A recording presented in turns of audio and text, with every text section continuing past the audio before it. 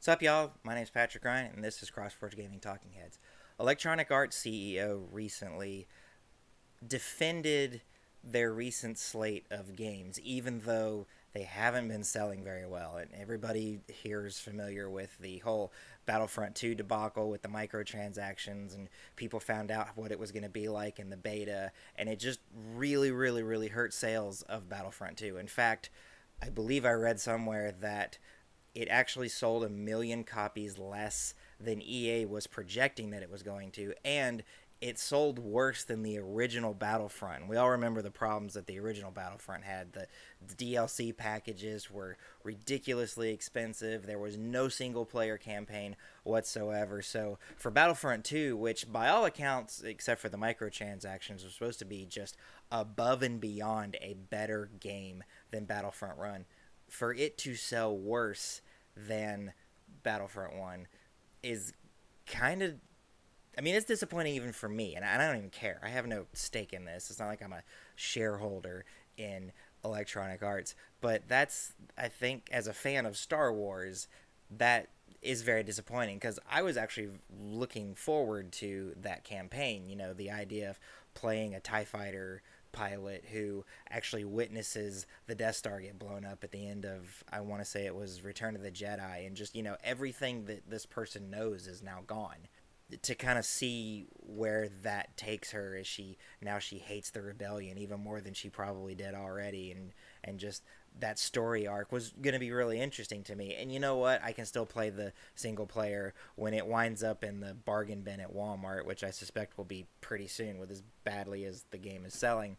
I'll go pick it up then. It wasn't the CEO, actually. It's EA finance chief Blake Jorgensen had a lot of comments to make about it, and this is actually in response to a question that he was asked. EA had their earnings call recently, and this is what this come from. I don't want to read you the whole thing. I'm actually going to link to an article where you can read a transcript of it so you can read it for yourself, but I want to talk a little bit about this. So the question that he was asked was, the last couple years you've talked a lot about diversifying away from non-sports titles, because obviously EA's bread and butter is FIFA and Madden and things like that. And unfortunately, a lot of the non-sports titles have performed below expectations. Battlefront 2, as an example.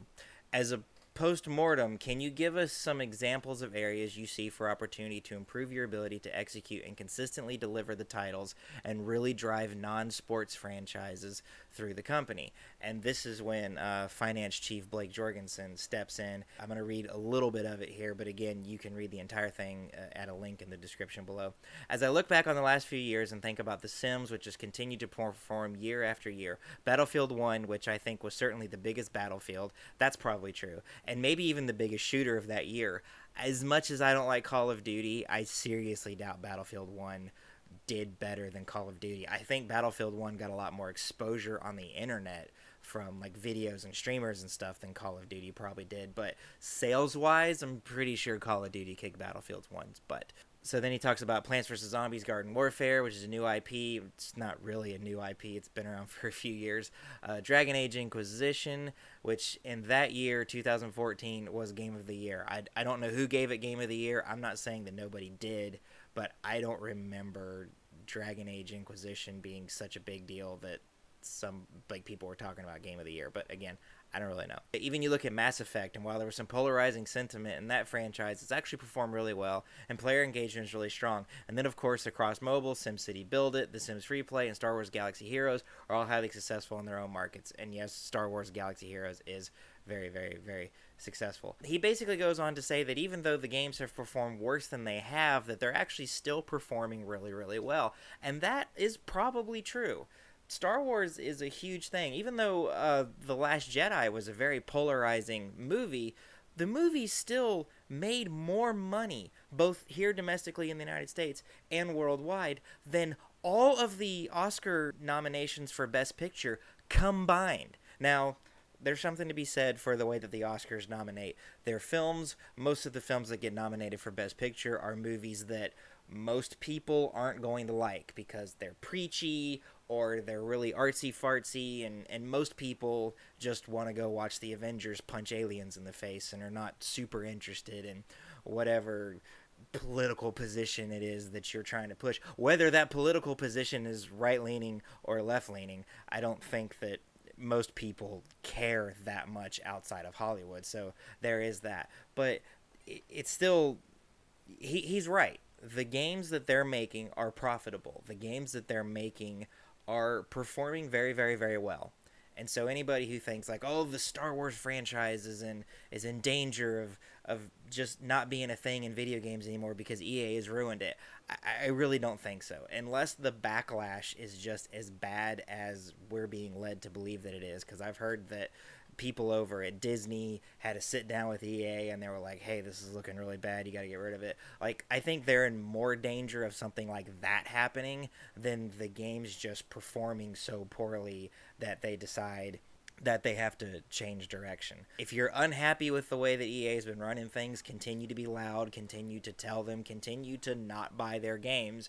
But it's kind of like with Call of Duty. We complain constantly about Call of Duty, and it does not change the fact that every year that it comes out, it is going to completely demolish almost anything else that gets released that year, except for maybe whatever it is that Rockstar's doing, because Rockstar seems to exist in their own little dimension where they can just kind of do whatever they want, and Grand Theft Auto 5 will continue to be in the top 10 on the NPD every single month, kind of like Minecraft was. If you like EA games but you wish that the microtransactions were going away, I'm sorry to say that's probably just not going to happen, because he also says in this little rant that he gave that despite the backlash of the microtransactions, they do really well, and EA makes a lot of money off of them, so they're not going anywhere. I hate to tell you, unless you can convince all of your friends who have decided they're going to go buy the game regardless to stop buying the game. I mean, that's the only way you're going to get EA to change their mind,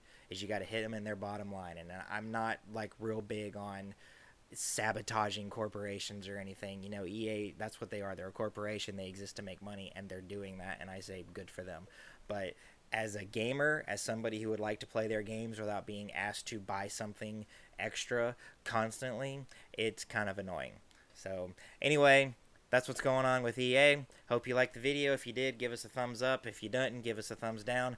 Please click the subscribe button. If you want to see more, make sure you click the bell icon. Also check us out on twitch.tv/CrossForgeGaming, and continue to show up here for more videos here on YouTube. There's also our Facebook page and our Twitter. We're all over the place. We're growing. It's really great. Love you guys. Hope you enjoyed the video, and I will see you next time.